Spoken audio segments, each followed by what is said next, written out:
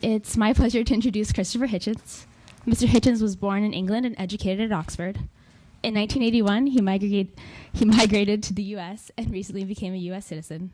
He is the author of a number of notable books, including Why Orwell Matters and Letters to a Young Contrarian.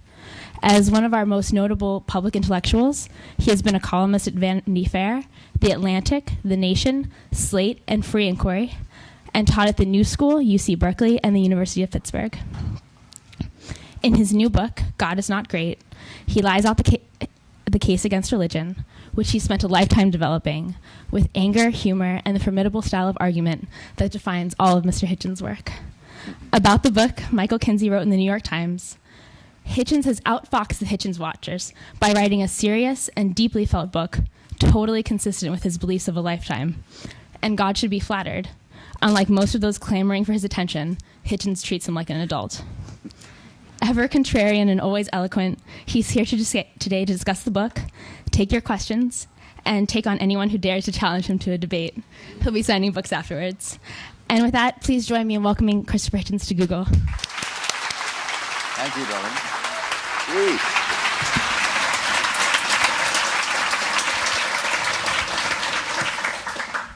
Well, thank you so much for that suspiciously grudging introduction. And thank you very much, ladies and gentlemen, for coming. I understand we've only got the balance or so of an hour together, so I'll try and break the rule of a lifetime and be terse. And I think I'll put it like this. It's true that publishers sometimes want to put a catchy or suggestive or challenging subtitle on a book.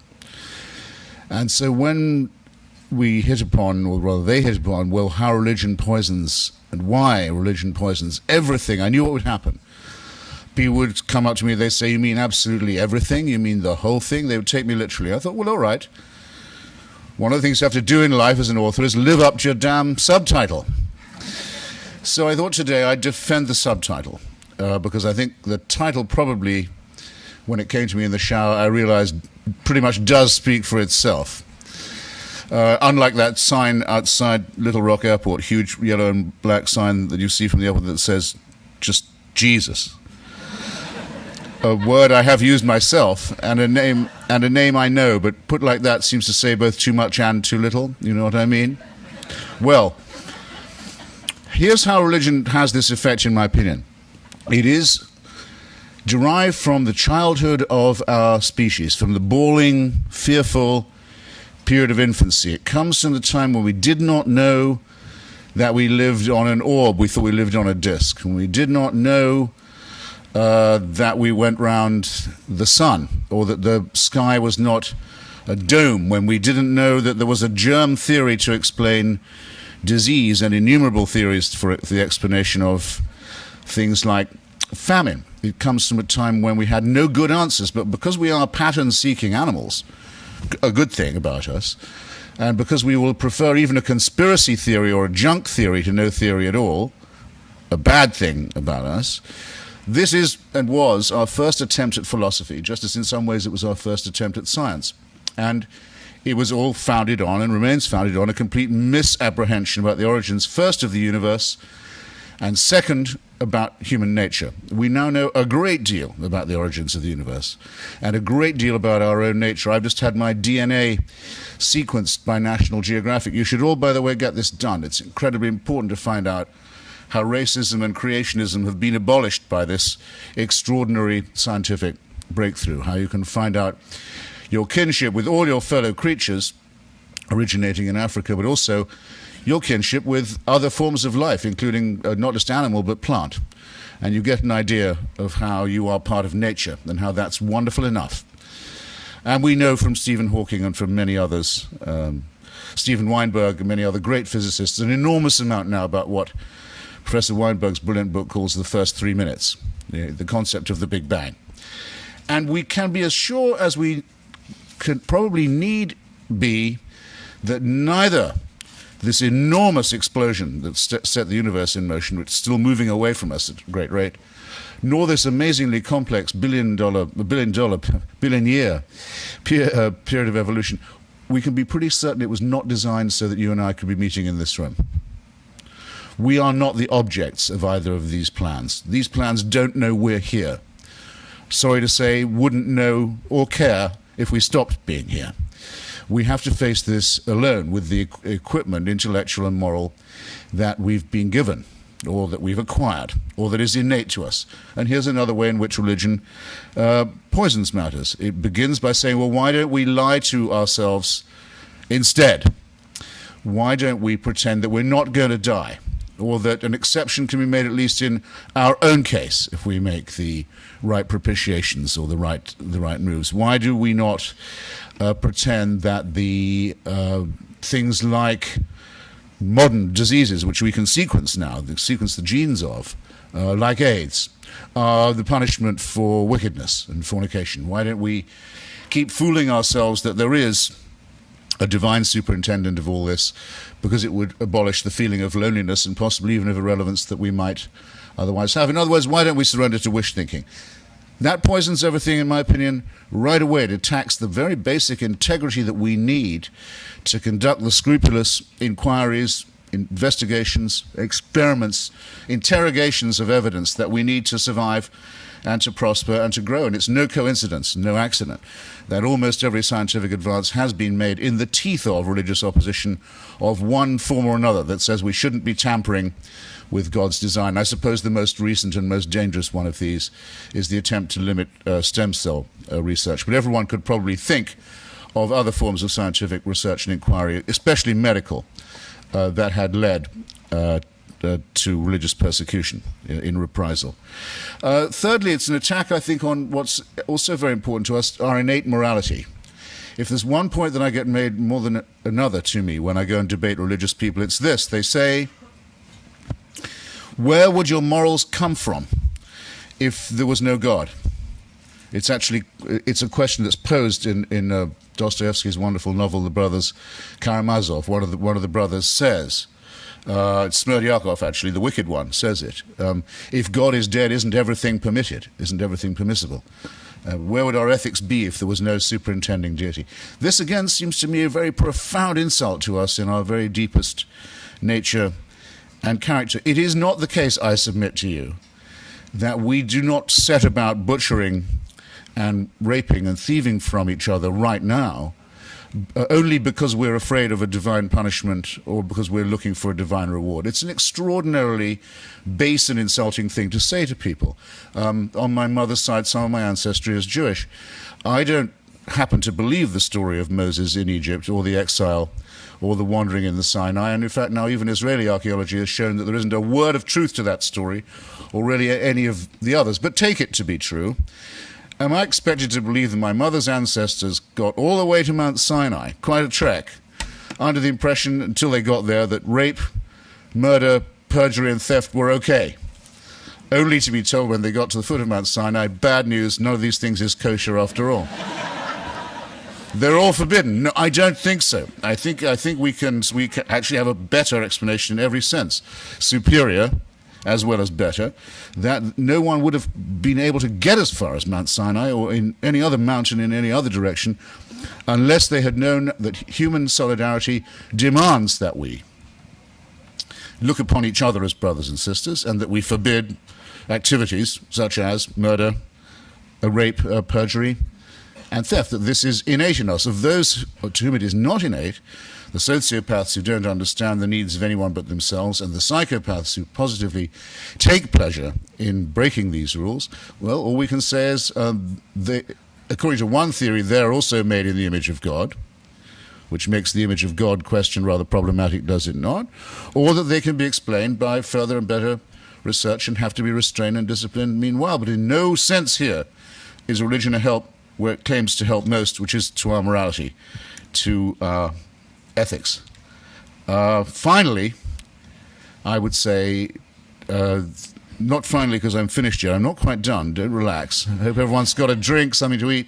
But on the poison question, I think there's the real temptation of something very poisonous to human society and human relations, which is the fear of freedom, the wish to be slaves, the wish to be told what to do. Now, just as we all like to think, and we live under written documents and proclamations that encourage us to think that it is our birthright and our most precious need to be free, to be liberated, to be untrammeled, so we also know that, unfortunately, the innate in people is the servile, is the wish to be told what to do, is the adoration for strong and brutal and cruel leaders. That this other baser element of the human makeup has to be accounted for and gives us a great deal of trouble around the world as we speak. Religion, in my view, is a reification, a distillation of this wish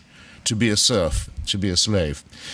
Ask yourself if you really wish it was true that there was a celestial dictatorship that watched over you from the moment you were born, actually the moment you were conceived, all through life, night and day, knew your thoughts, waking and sleeping.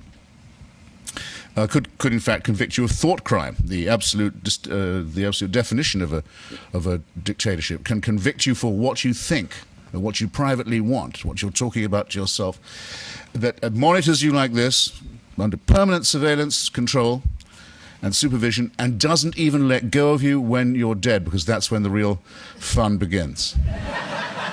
Now, my question is this. Who wishes that that were true? Who wants to lead the life of a serf in a celestial North Korea? I've been to North Korea. I'm one of the very few writers who has. I'm indeed the only writer who's been to all three axis of evil countries, Iran, Iraq, and North Korea. And I can tell you, North Korea is the most religious state I've ever been to. I used to wonder when I was a kid, what would it be like praising God and thanking him all day and all night? Well, now I know. Because North Korea is a completely worshipful state. It's set up only to do that, for adoration. And it's only one short of a trinity. They have a father and a son, as you know, the dear leader and the great leader. The father is still the president of the country. He's been dead for 15 years. But the Kim Jong-il, the little one, is only the head of the party and the army. His father is still the president, head of the state. So you have in North Korea what you might call a necrocracy. Or what I called a mausolocracy, as well, a thanatocracy. Just one short of a trinity. Father, Son, maybe no Holy Ghost, but they do say that when the birth of the younger one took place, the birds of Korea sang in Korean to mark the occasion. This I've checked. It did not happen. Take my word for it. Didn't occur. And I suppose I should add that they don't threaten to follow you after you're dead. You can leave North Korea. You can get out of their hell and their paradise by dying. Out of the Christian and Muslim one, you cannot. Now, this is the wish to be a slave. And in my view, it poisons human relations. Now, I've already babbled for nearly 20 minutes. I'll be quick. It is argued, well, some religious people have done great things and have been motivated to do so by their faith. The most cited case in point I have found is that of Dr. Martin Luther King, who I know I don't need to explain to you about. Two quick things on that. First, he was, it's true, a minister, and he did preach the book of Exodus, the exile of an enslaved and oppressed people, as his metaphor. But if he really meant it, he would have said that the oppressed people, as the book of Exodus finds them doing, were entitled to kill anyone who stood in their way, and take their land, their property, enslave their women, kill their children, and commit genocide, rape, ethnic cleansing, and forcible theft of land. That's what the book of Exodus describes happening, the full destruction of other tribes. It's very fortunate that Dr. King only meant the Bible at the most to be used as a metaphor. And after all, he was using the only book that he could be sure all of his audience had ever really read. That's the first thing. The second is, during his lifetime, he was attacked all the time for having too many secular and leftist and non-believing friends, the people like famous black secularists like Bayard Rustin, A. Philip Randolph and others, the men who actually did organize the march on Washington, which leads me to my third observation, which is this. It's a challenge I've made now in debates with rabbis, with priests of all Christian stripes, with imams, once with I know this sounds like the opening of a joke about some bar, but once also with a Buddhist nun, in Miami. I asked them all, here's my challenge. You have to name me an ethical statement that was made or a moral action that was performed by a religious person in the name of faith that could not have been made as an action or uttered as a statement by a person not of faith, a person of no faith. You have to do that. Not so far, I've done it at quite a high level with the religious, no takers. No one's been able to find me that. That being the case, we're entitled to say, I think, that religious faith is surplus to requirements. Whereas, if I was to ask anyone in this room, think of a wicked thing said or an evil thing done by a person of faith in the name of faith, no one would have a second of hesitation in thinking of one, would they? Interesting to realize how true that is and how much truer it's getting. Does anyone ever listen to Dennis Prager's show? He's a slightly loopy Christian broadcaster, religious broadcaster, I should say. He's more Jewish than Christian, Judeo-Christian broadcaster, who quite often rather generously has me on his show. And he asked me a question the other day. He had a challenge of his own. He said, you're to imagine that you're in a town late at night where you've never been before and you have no friends and it's getting dark. And through the darkness you see coming towards you a group of men, let's say 10. Do you feel better or worse if you know that they're just coming from a prayer meeting? This is Mr. Prager's question to me. I said, well, Mr. Prager, without leaving you without quitting the letter B, I can tell you I've had that experience in Belfast, in Beirut, in Baghdad, in Bombay, in Bosnia, and in Bethlehem. And if you see anyone coming from a religious gathering in any of those places, you know exactly how fast you need to run. And no one has to explain to you why. And I haven't had to waste any time telling you, have I, ladies and gentlemen? So I submit to you that it is those who are people of faith who have the explaining to do, who have the justifying to do with, if this is indeed the case. If they can't account for anything about the origin of our cosmos or our species, if they say that without them we'd be without morals and make us seem as if we are merely animals without faith. If further, everybody can name an instance where religion has made people actually behave worse to one another and act as a retardant upon the advances of knowledge and science and information, I submit that the case to be made is theirs rather than mine. And we have a better tradition. We're not just arid secularists and materialists, we on the atheist side. We can point through the Hubble telescope, the fantastic, awe-inspiring, majestic pictures that are being taken now of the outer limits of our universe. And who's going to turn away from those pictures and start gaping again at the burning bush? We have smaller microscopes that can examine for us the miracles of the interior and the double helix and the sheer beauty of that. The natural world is wonderful enough, more wonderful than anything conjured by the fools who believe in astrology or the supernatural. And we have a better tradition politically. Against the popes and the imams and the witch doctors and the divine right of kings and the whole long tradition of civic repression combined with religion that's known as theocracy. We have created in the United States the only country in the history of the world written on founding documents, testable, organized, works in progress, based on the theory of human liberation, and the only constitution in the history of the world that says that there shall be a separation between the church and the state. God is never mentioned in the United States Constitution except in order to limit religion and keep it out of politics and put it under legal control. This achievement was described by President Jefferson, whose biographer I am in a small way, to the Baptists of Danbury, Connecticut, in a letter after they'd written to him for fear of persecution. By the way, who do you think the Baptists of Danbury, Connecticut were afraid of being persecuted by? Anyone knows? No, the Congregationalists of Danbury, Connecticut. People forget what it used to be like. See how the Christians loved each other, how they tried to repeat the European pattern of one religious sect repressing and torturing another one. And as you probably know, the president wrote back and said, no, you may be assured that there will ever be in this country a wall of separation between the church and the state. So I have a new slogan, and I'm taking it on tour.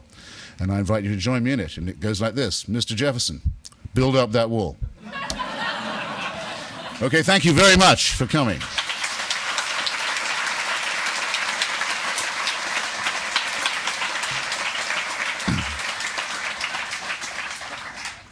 And I'm all yours. And that was 25 minutes. I hope that's fair. And I'll point to questioners if you like, because I don't think anyone thinks that I've planted my immediate family in this hall. But Carol, stay out of it. Bring it on.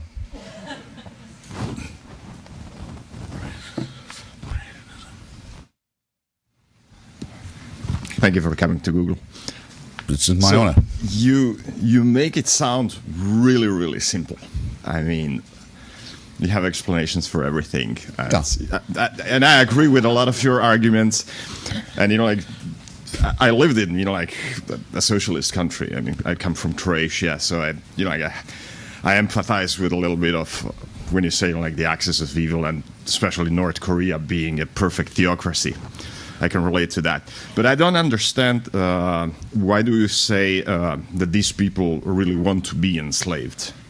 If you could explain this to me. I mean, I think there's really a system, like set up by a minority, which is really a brutal system.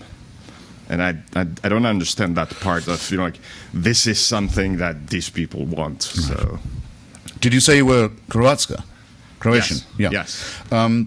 Well, then I would be upset if you thought I meant that these man-made regimes were there because people wanted them to be. No, that's not what I meant at all about North Korea, particularly. These have been riveted onto people. I mean, North Korea is a hermetic place, unfortunately, in that it has ocean on either side of it, the demilitarized zone, which is several miles wide on the south, and Russia and China on the north. So you have a place where you can horribly conduct an experiment on human beings, essentially. You can isolate them totally. The North Korean state was set up in the same year that Orwell published 1984. And you almost think that somebody gave Kim Il-sung a copy of 1984 in Korean and said, do you think we could make this fly? And he said, well, I can't be sure, but we sure can give it the old college try. Because that's how it feels there. I went there, I thought, I've had this experience, I'll just digress for a second. I've had this experience twice in my life. Journalists hate cliché. I know it doesn't always seem like that when you read the papers, but we try and avoid them. I went to Prague once under the old days of the communist regime. I thought, whatever happens to me here, I'm not going to mention Franz Kafka in my essay. I'm going to be the first journalist not to do it. I went to a meeting of the opposition underground. Somebody betrayed us, because the secret police came in suddenly, wham, like this, broke down the door, dogs, torches, rubber truncheons, the lot, slammed me against the wall. You're under arrest. I demand to see the British ambassador, blah, blah. You're under arrest. What's the charge? We don't have to tell you that. I thought, fuck, I've got to mention Kafka after all. They make you do it. Well, that's actually what a cliche is. Communism is a cliche in itself. Same in North Korea. I thought, I don't want to mention Orwell, I don't want to mention Orwell, now I have to mention him. There's no other standard of comparison. No, what I meant about the fear of freedom was this. Many, many people don't, of course, want to live under a hellish starvation regime of gulag type, like that. But they quite like being told what to do. And they don't want to be told that world doesn't owe them a living and that they're on their own, and they quite like it, and repeatedly vote for parties and sometimes leaders who promise to provide everything as long as they'll give up just a little bit of freedom. Just a little bit. And the trade-off, you'll get more security, more welfare. It's a temptation. In some cases, it takes an extreme form. And I'm very impressed by how often when I debate with religious people, they will tell me that they gravitate towards faith because they want someone to, if you like, look after them. The whole idea of a heavenly Father, for example, is built up in this. The old joke says, some say God is dead, some say God is dad. You figure. Then there are people who, well, Islam, for example, the word Islam means surrender, prostration. You give everything to God. Everything's in His hands. This is implicitly totalitarian. That's what I mean. But I think it's innate in most people, is the feeling that they'd quite like someone to take care of them all the time. So it can be hard to argue with them that there is no such person. I understand better now, but Okay. like I just to follow up a little bit.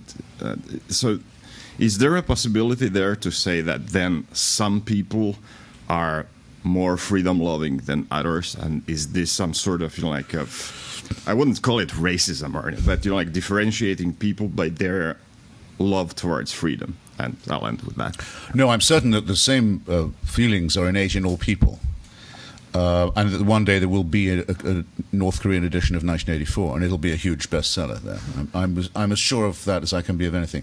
Though, at the moment, it's hard to imagine that there's anyone in North Korea who's even allowed to consider the concept of political liberty. It will come because it is innate. I've no doubt about that.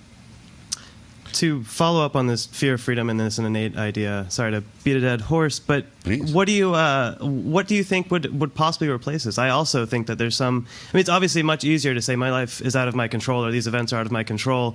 So I'm going to thank God for the good things and hate the devil for the bad things, whatever. So from Plato to Nietzsche to Socrates or to Sartre have said it's difficult to choose the life where you're actually deciding and making choices for yourself and taking responsibility and appreciating the fact that the world doesn't care about your existence and doing what you need to do with that.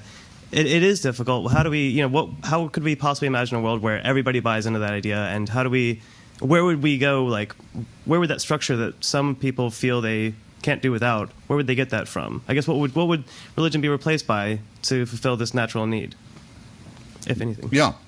Well, I would say that emancipating oneself from religion and from the combined sort of solipsism and masochism, which is what I was trying to say to the comrade here a moment ago. Religion says to you, remember, the monotheistic ones, you're a miserable sinner. Your sin is original. You can't escape it. You're born as a wretch. You're made out of dust, or according to the Quran, a clot of blood. You're a worm. You're nothing, but a piece of gunk, basically. And you've got to work really hard to get away from the terrible punishment that awaits you for that. So, total abnegation. But there's also good news. The universe is designed with you in mind. And God has a plan for you personally. So just when the person thinks they can't take any more abuse, it's like being inducted into a cult. Just when the person thinks they can't take any more humiliation, they're told, but Father loves you, and he wants you to join This is not good for people. You'd be better off without it. So would everyone you know. So it's not a matter of what would we put in its place. We wouldn't. We'd be emancipated from that kind of sadomasochism. That's a good thing to start off with. Second, we have the wonders and beauties of science to study. We have, instead of ancient texts that are full of lies and myths, we have increasingly a wonderful world literature that's available to anybody who can read even little. Most recently, I would just cite it because yesterday was the birthday of India. Happy birthday, by the way, to all Indians here. And Pakistanis, if you insist, though, I think partition was a huge mistake. There's a religious partition is the worst kind, and it's going to lead one day to a thermonuclear war. So I didn't have time to go into that, but maybe someone will ask me. There's an incredible literature in English written by Indians, a sort of sub-branch. I shouldn't even say sub. I mean a branch, a new branch of English writing by Indians in English that's becoming a great part of world literature. There's all this extraordinary excitement.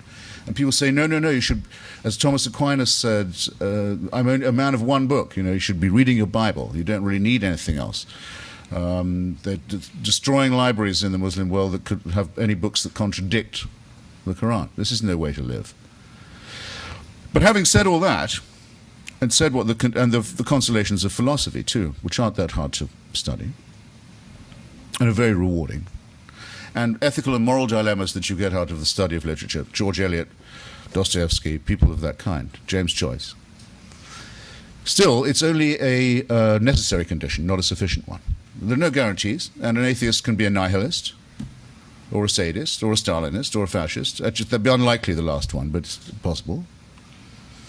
Okay, but there are no guarantees, and in part, it's the recognition of that's the beginning of wisdom, as well as, I think, the beginning of liberty. One short one and one longer one. I just wanted to be sure. I assume that you have read Captain Stormfield's Journey to Heaven by Mark Twain. Sorry. Yes, I've read a lot of Mr. Clements on religion. Yeah. Yes, that seemed to be sort of a definitive work on the hierarchy structure of most standard religion. Yes. By the way, you can't read too much Twain, ladies and gentlemen, on this subject. And now, all of his stuff is available. There are websites on Mark Twain and religion. It used to be really hard to get his writings on religion even 10 years ago.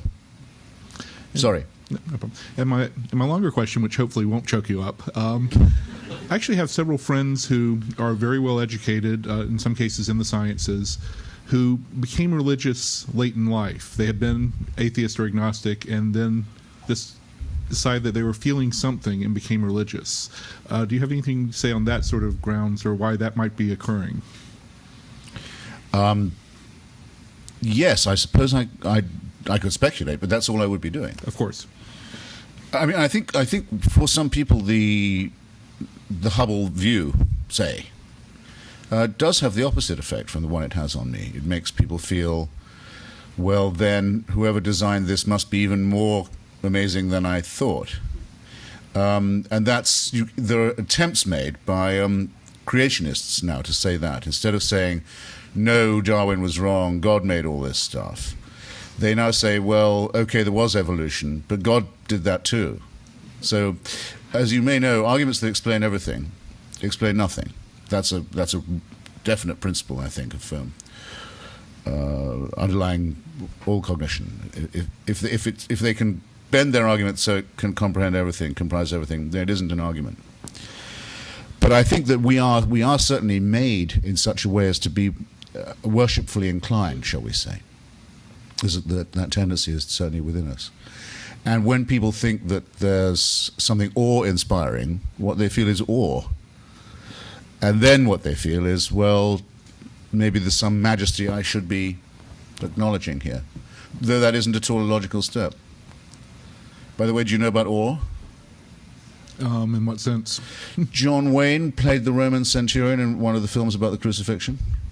I don't believe I've seen it. And at a certain point, they said the rain has to come down hard, and there's thunder and lightning, and the veil of the temple splits, and so on.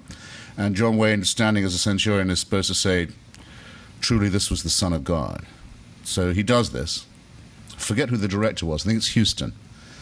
And cue rain, thunder, lightning, so Wayne stands there stoically under the water saying, truly this was the Son of God. And the director says, John, that was great, that was terrific. I just wonder if we could have it with a little more awe.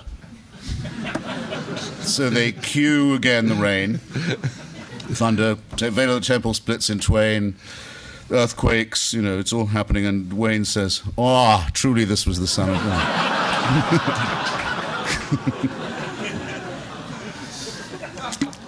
So this is a kind of a follow-up on Tom's question. I have a buddy who styles himself as a kind of an allegorical pagan, and he's had a lot of angry criticisms of religion, many of which echo yours. But at the same time, he feels in himself a kind of a biological need to be part of a circle of believers and a community, which he feels helps his rather fragile emotional demeanor. He goes through, depression and things like that, and he finds that belief.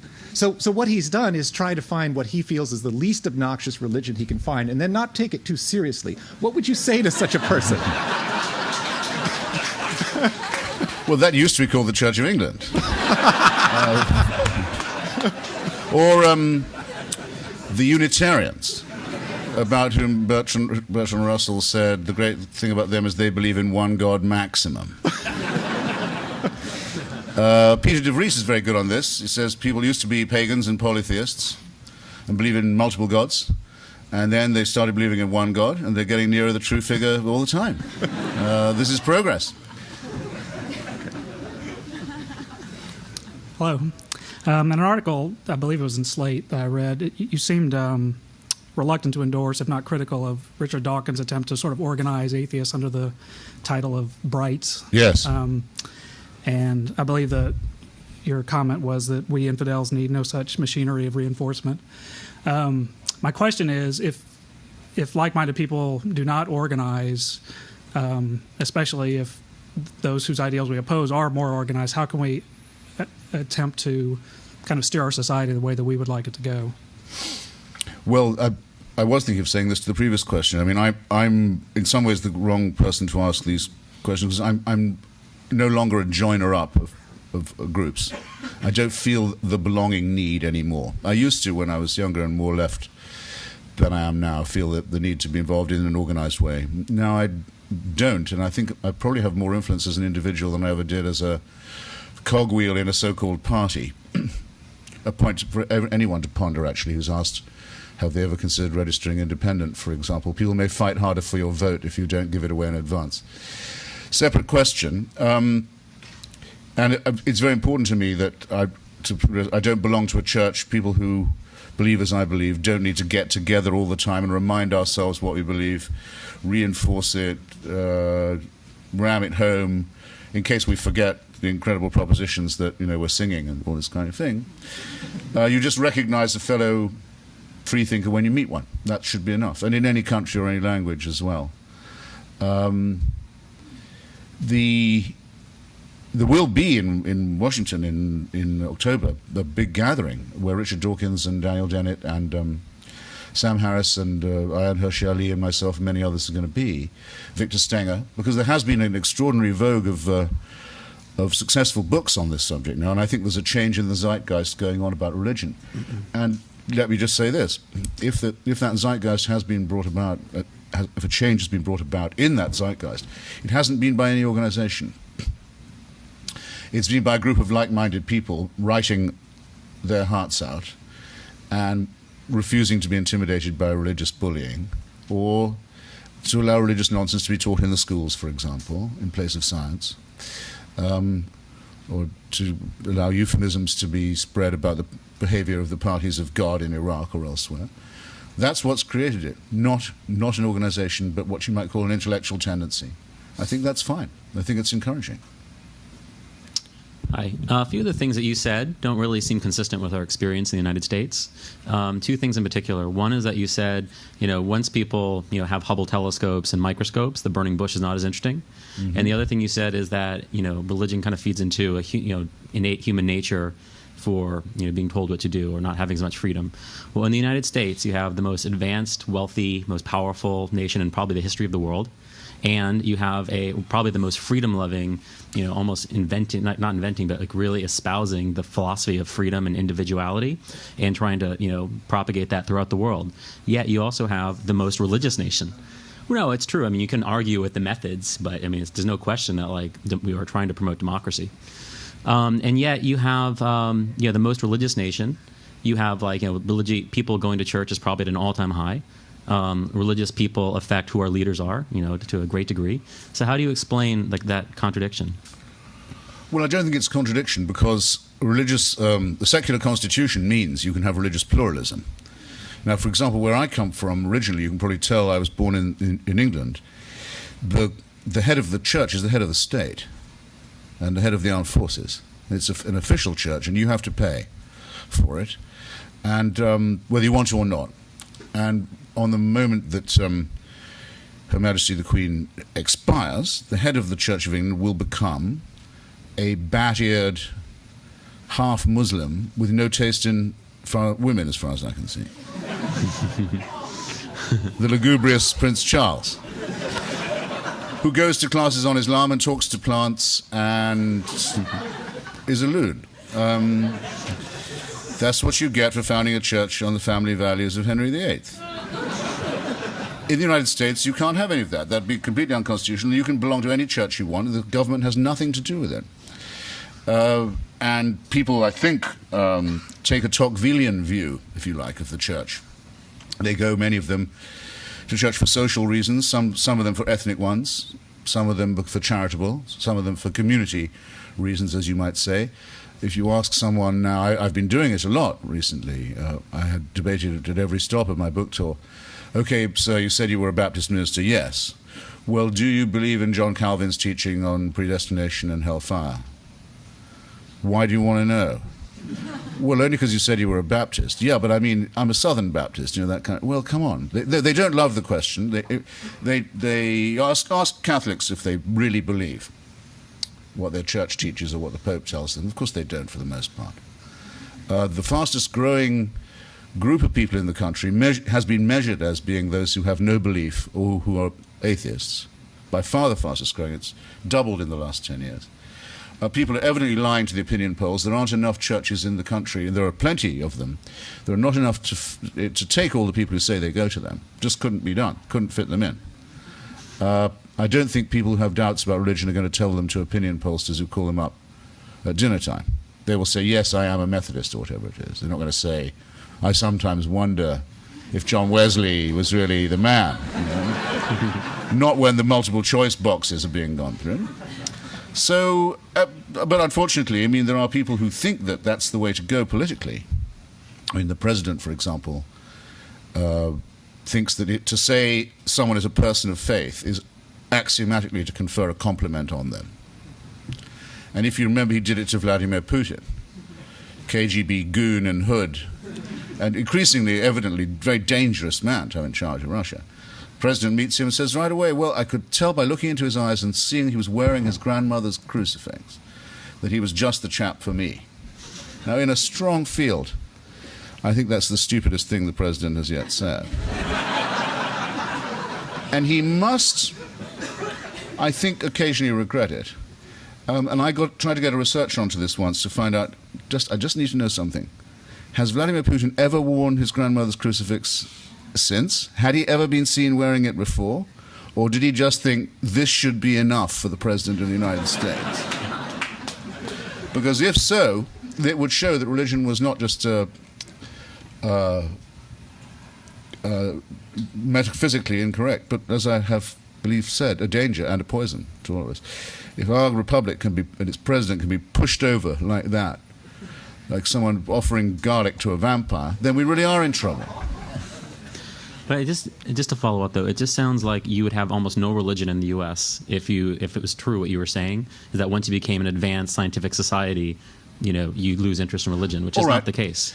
I'll say a bit more. I mean, take the case of the so-called intelligent design school. They want at least equal time. They used to want to ban evolution. Now they want equal time in schools. So they've brought, with their Discovery Institute friends from Washington, moves on school boards and courts in Oklahoma, Kansas, Texas, and the most conservative county of Pennsylvania around the town of Dover.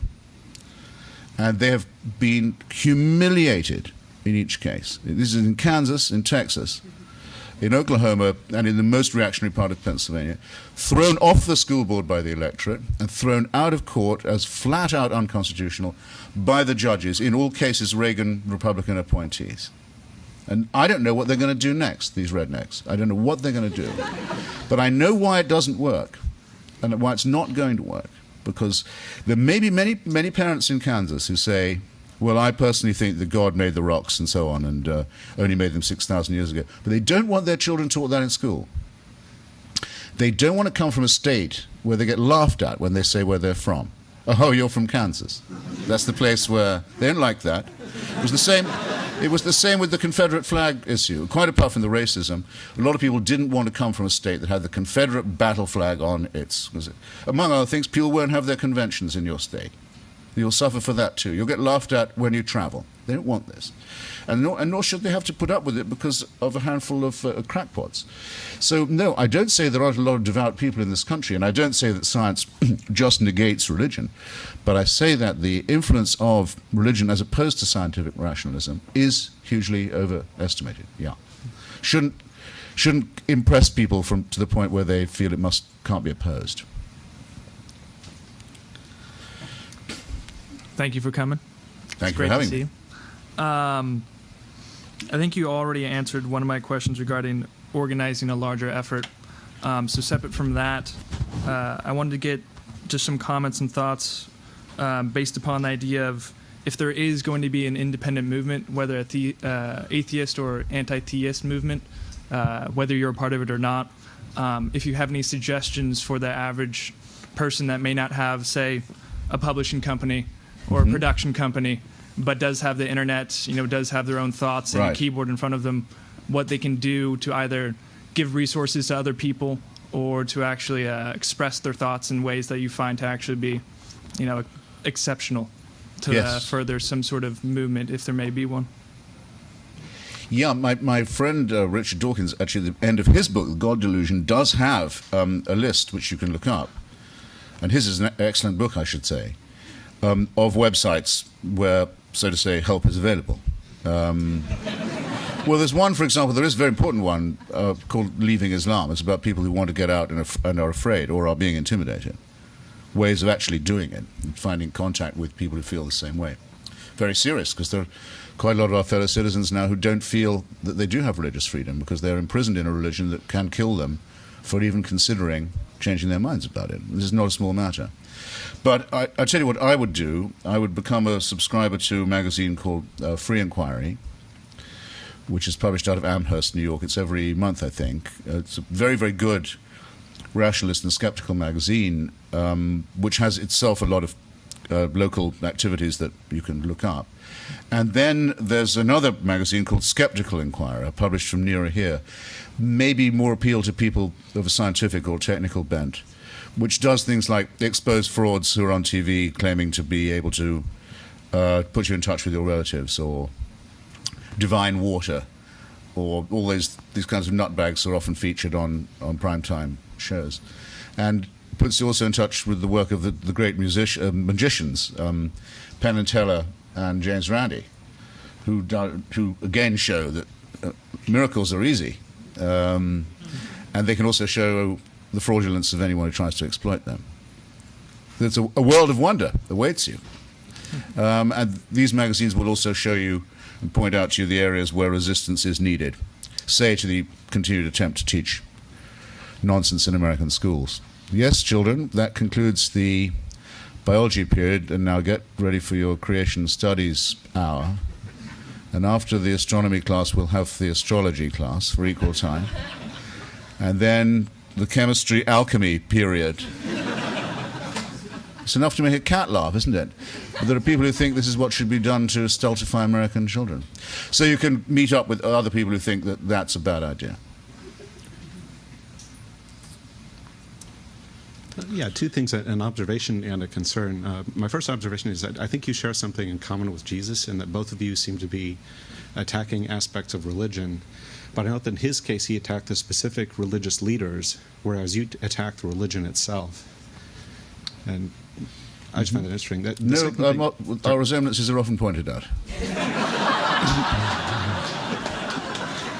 I'm sad to hear that. I thought for sure I'd be the first.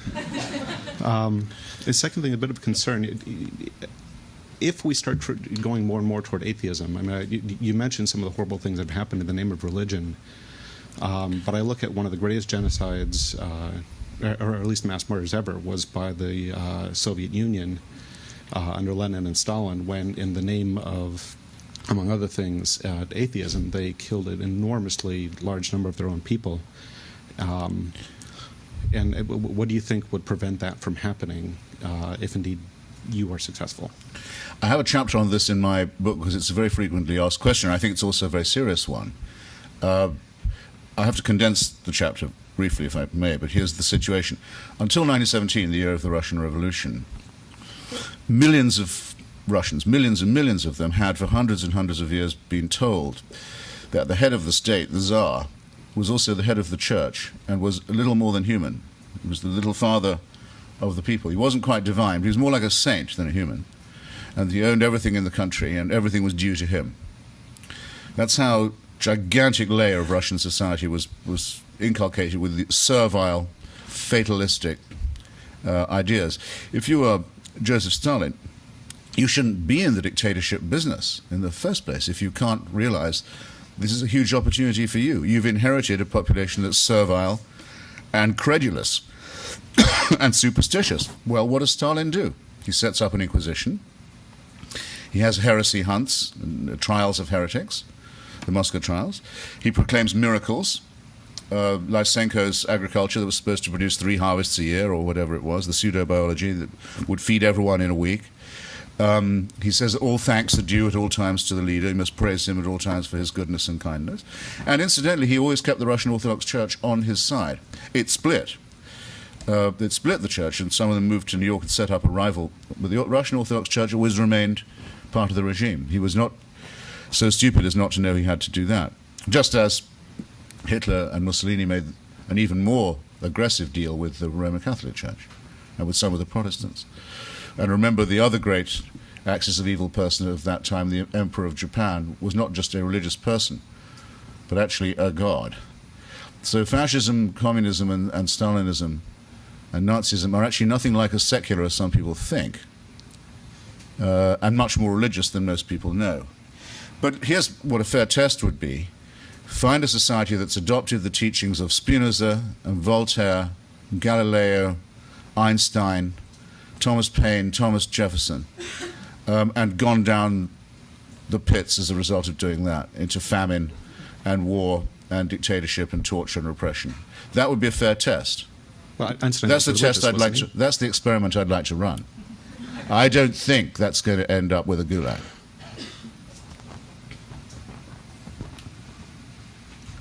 Hi, thank you for coming. More Thank you ladies for having asking me. questions would be awesome. And please, I implore you to be really hilarious so we can prove Mr. Hitchens wrong about why women cannot be funny. I was wondering what you'd done with your chicks here, I must say. We're a technology company. So I'm not religious, but just to play a little devil's advocate, what do you say to studies that show that people who consistently go to church, who pray, who believe in God, have like lower blood pressure and live longer lives, etc.? Well, I'd say it wouldn't prove much. I mean, it was hard to prove. I'm not sure I would be able to trust the methodology, but suppose it was true. The same could be said of being a Moonie, for example. I mean, it is said that Louis Farrakhan's racist, crackpot, Nation of Islam sectarian gang gets young men off drugs. For all I know, it does. It may, but that doesn't recommend it to me. Nor does it prove a thing about its theology, if you see what I mean. Whereas I can absolutely tell you that of the suicide bombing population, 100% are faith-based. And I don't think that in itself disproves faith, but I think it should make you skeptical of that kind of random sampling. Sure. There seem to of be the genital mutilation community. I have a lot of progressive religious friends who I used to be pretty condescending towards religion, but I feel like I've learned a lot from them and learned a lot about their religious practice and what it means to them. And as you stated earlier, a lot of religious people don't really believe all the tenets of what their faith says anyway. So I feel like those friends of mine are looking for community and looking for a feeling of oneness with other people and with the universe. And ultimately, on a scientific level, that bears out anyway, because on like a quantum level, everything is one and is the same. Yes. So I feel like churches, at least in this country, provide a sense of community that I don't think exists any other way in our culture. I don't feel like I had that growing up, and I feel like my friends that went to church, they can go back to their church now, and there are all of these adults that, aside from their parents, that were there to nurture them as they were growing up and that ask how they're doing, and I never had that, so I'm jealous of that in a sense. It takes a lot to make me cry, but you see me afterwards. I mean, we just look. Actually, it's what I said about if those of you who read de Tocqueville on Democracy in America show that's what he said about communitarianism and religion. It's the reason why America is so religious, but it's a different form of religion. Ask yourself a related question. It's amazing to me how many Americans change religion when they get married. You hear it all the time. You've heard it. I used to be a Seventh-day Adventist, but my wife was Congregationalist. Now I go to the Congregationalists. It doesn't matter. The Seventh-day Adventists used to say, if you don't stay with us, you're going straight to hell. Changed very easily. Go to another church instead. Wouldn't consider perhaps not going to one, but it shows the depth and the strength of religious allegiance. I also think that, well, it's notorious about, say, Polish Catholics in Chicago or Greek Orthodox or many Jews. The church has been a means of preserving an ethnic tradition as well, a solidarity in the face of often quite bleak kinds of life. And now there's even a phenomenon known as churchianity, and expressed by the megachurches of people who lead half-transient lives, who don't have very stable employment or residence, who are often moving around the country. On a Sunday, they want to know where they can go take the old jalopy and be among friends. And these characters are waiting for them, believe you me, to remove what few savings they do have left from them. Because that's another indissoluble fact about American religion. Just as community and blood pressure may be involved, it has to be mentioned in the same breath as open fraud to an absolutely astonishing extent. I mean, the shakedown community, the genital mutilation community, the suicide bombing community, the child abuse, I would prefer to say child rape communities, all of these are communities of faith, believe you me. Oh, is it my turn? Sir. Sorry to diverge a little from the immediate subject, but you've expressed your regret for this perverse impulse in the human spirit, which seems to desire to be dominated, to prostrate itself before the mysterious altar of power.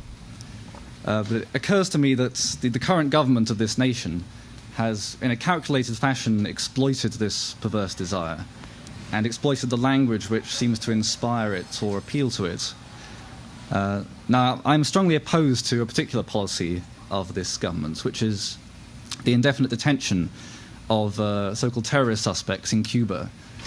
And in particular, I dislike the way the government tries to justify this policy by using these very discourses of power and secrecy, which come with a particular religious stamp.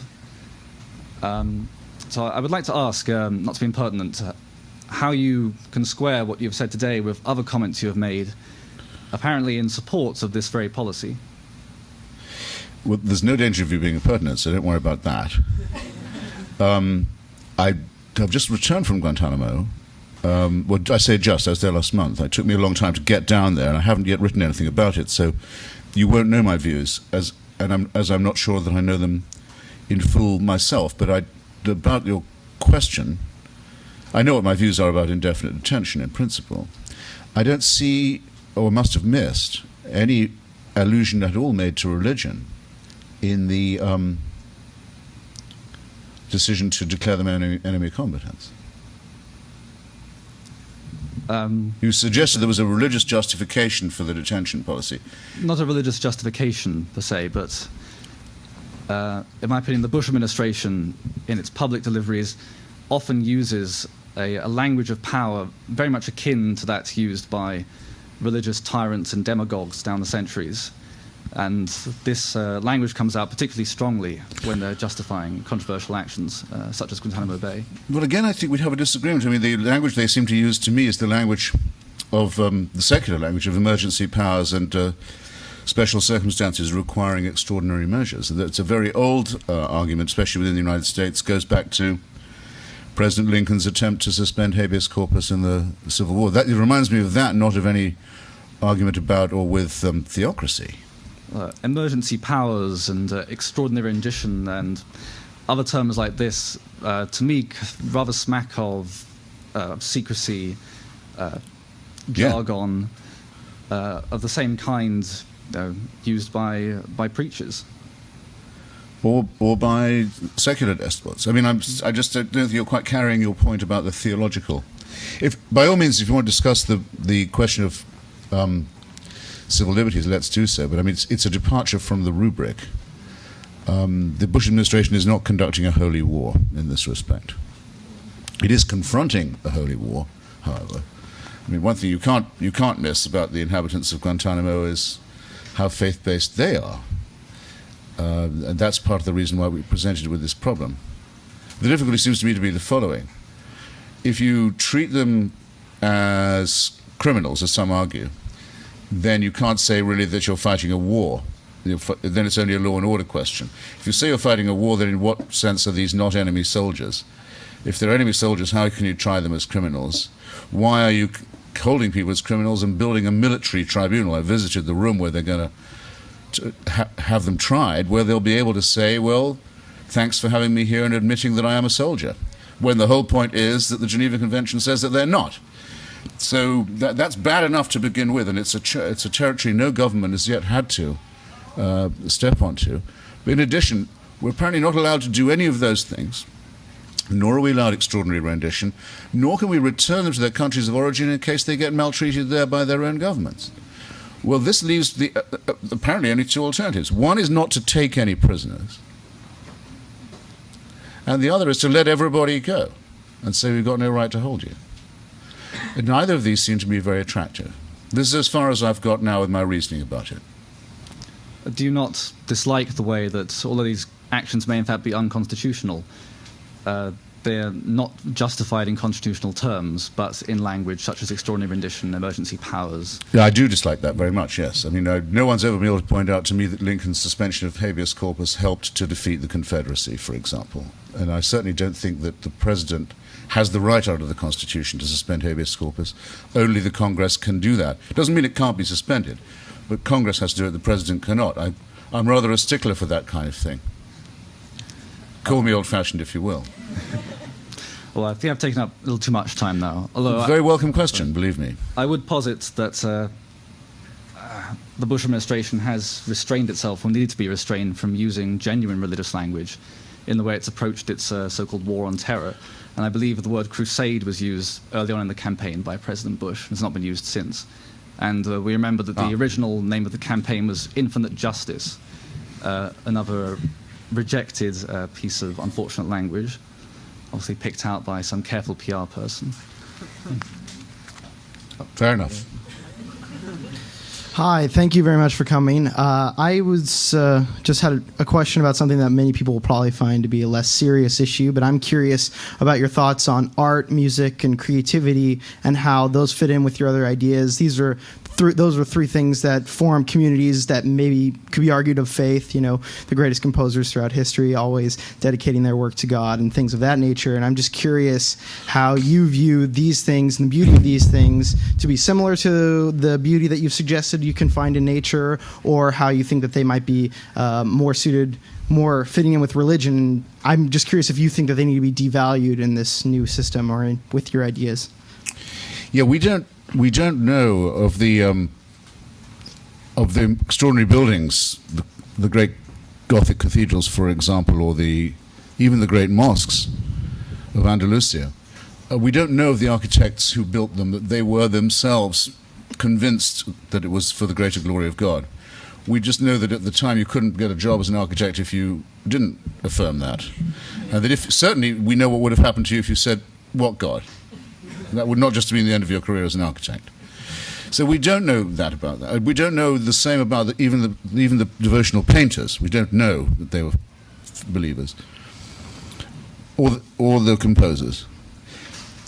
Of the devotional poets, and I'm on stronger ground here as a literary critic, and I know a bit more about it, people like John Donne or George Herbert, I think it would be very, very hard to fake writing that if you weren't a believer.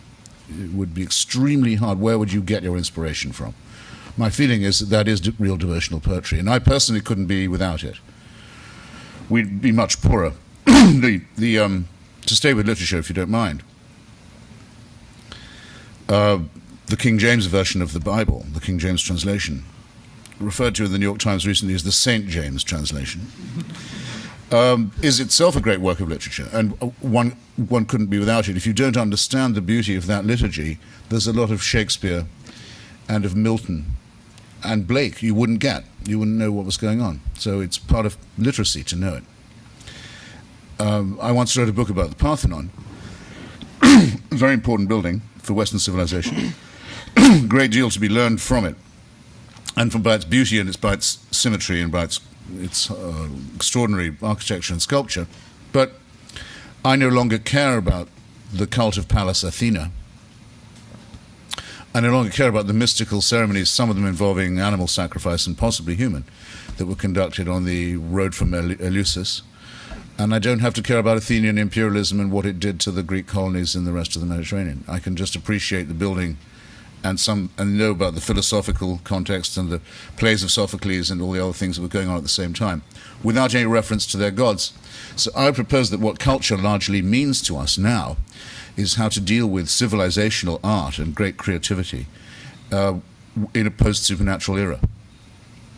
In other words, how to keep all of that's of value without having to care about the cult of Pallas Athena, for example, or being forced to bear in mind that, say, St. Peter's in Rome, actually not, I think, that impressive a building, was built by a special sale of indulgences. I mean, that's how the money for it was raised. We can consider that independently now. We can value it as a building without knowing that, though I always find it slightly hard to forget. Right. Okay. I was just curious. I mean, I wanted to speak more towards how all these things in art and music and creativity are often relayed between individuals as being spiritual, yes, or something along that nature, whether or not the actual topic. Well, then let me add, because it's a good opportunity to do so. Yeah. And I wanted to say a bit more of this when I was speaking first. I think that the human need for the transcendent or the spiritual is undeniable, but that's not the supernatural. It's very important to understand. The feeling that people get out of landscape and music, or landscape and music in combination, or the feeling of war and love at the same time has had extraordinary consequences for many people, say, or one or other on their own. These are the things we can't do without, but there's no reason to attribute them to the supernatural. Yes, you're not glimpsing anything but nature from that. Thank you. Thank you. Hi. So it turns out if you follow the money trail back for a lot of these things, this whole creationism, teaching creationism idea, you'll eventually find political organizations that are trying to energize a base, right? And these bases, yes, what they'd like to do is to get these people to feel like they're being attacked. And in a lot of the discussions we have and in your presentation, there's a fine line between attacking people versus attacking ideas, right? What do you do to kind of ensure that you're not going after people and not making people feel like you're telling them that they're idiots, for example, right? How do you make that separation? Well, I think my answer's been anticipated, perhaps. Right. If someone tells me that I've hurt their feelings, I say, well, I'm still waiting to hear what your point is. Right. I'm very depressed how in this country you can be told, that's offensive, as if those two words constitute an argument or a comment. Not to me, they don't. And I'm not running for anything, so I don't have to pretend to like people when I don't. Right. Thanks.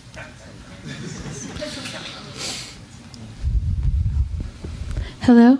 Oh, thank you so much for speaking. I think we're going to have a book signing right outside over here. So if everyone got their copy of the book. But thank you very much for coming. How very nice of you to do that.